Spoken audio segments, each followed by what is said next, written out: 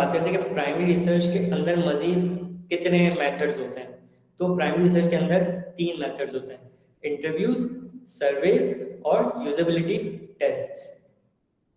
Interviews, जैसा मैंने अभी पहले भी बात की थोड़ी देर पहले, कि इंटरव्यूज क्या होता है कि आपने यूजर के साथ इन डेप्थ बात करनी है, 1-to-1 बात करनी है, और may be group focus group से भी हो सकता है।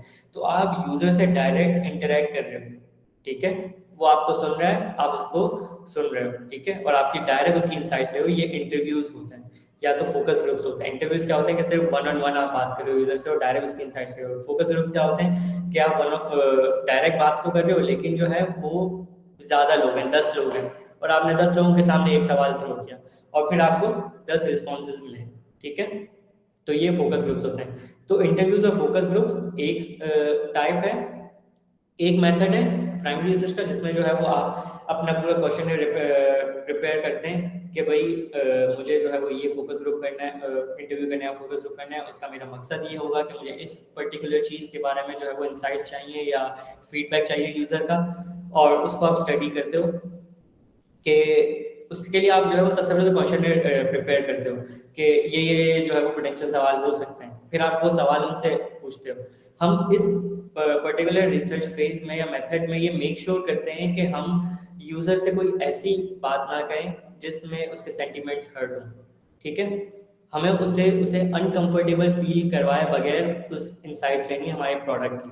फॉर एग्जांपल, हम लोग अभी कुछ टाइम पहले 6-8 महीने पहले मैं एक प्रोडक्ट के लिए काम कर रहा था, दीन, ठीक है। अब ये रिलीजियस प्रोडक्ट है, ठीक है, और हर एक के बहुत डिफरेंट रिलीजियस व्यूज होते हैं और बहुत डिफरेंट रिलीजियस बैकग्राउंड से होते हैं लोग, और हमें ये एक इंटरनेशनल स्केल पे जो है वो रिसर्च करनी थी कि how user read their holy book Quran और उनके रिलीजियस प्रैक्टिसेस क्या हैं, और क्या वो जो है वो किसी डिजिटल प्रोडक्ट के थ्रू वो कुरान पढ़ते हैं। अगर पढ़ते हैं तो अगेन उसमें उनके जो है वो क्या एक्सपेक्टेशंस है उस डिजिटल प्रोडक्ट से, और अगर वो यूज़ करते हैं तो उसमें जो है वो क्या चीज़ें फीचर्स वो तलाश करते हैं, क्या उनकी प्रैक्टिसेस हैं। अब ये बहुत सेंसिटिव टॉपिक है, तो हमें ये मेक श्योर करना था कि हम कोई ऐसी बात ना करें रिलीजियस जिससे उनको हर्ट हो या वो अनकंफर्टेबल हो कि यार ये मैं क्यों बताऊं, ठीक है। और ऑब्वियसली वो अगर हम इंटरनेशनल मार्केट पे जाते हैं तो विद इन मुस्लिम या विद इन इस्लाम जो है वो बहुत डिफरेंट प्रैक्टिसेस हैं। तो हमें अपने क्वेश्चंस को इस तरह से अलाइन करना होता है कि उसकी सेंटिमेंटल वैल्यू हर्ट ना हो, ठीक है।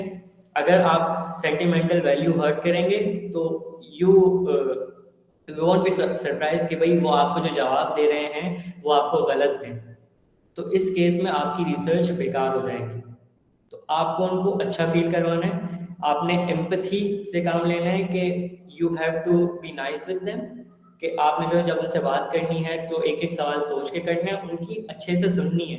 ऐसा नहीं कि आपने सवाल कर दिया और उनको जो है बहुत इग्नोरेंस के उससे आपने जो है जवाब सुन लिया और बस लिख लिया।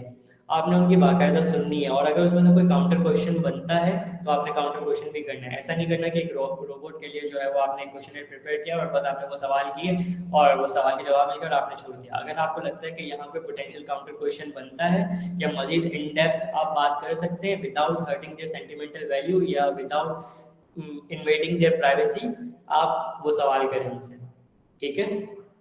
और इससे जो है वो उनको अच्छा लगता है कि भाई हाँ चलो शायद ये कोई मेरे प्रॉब्लम सॉल्व करने आए हैं, कोई किसी भी तरह की वो प्रॉब्लम हो सकती है, तो this makes them feel good कि हाँ यार शायद मेरे लिए कोई आसानी हो जाए इन फ्यूचर।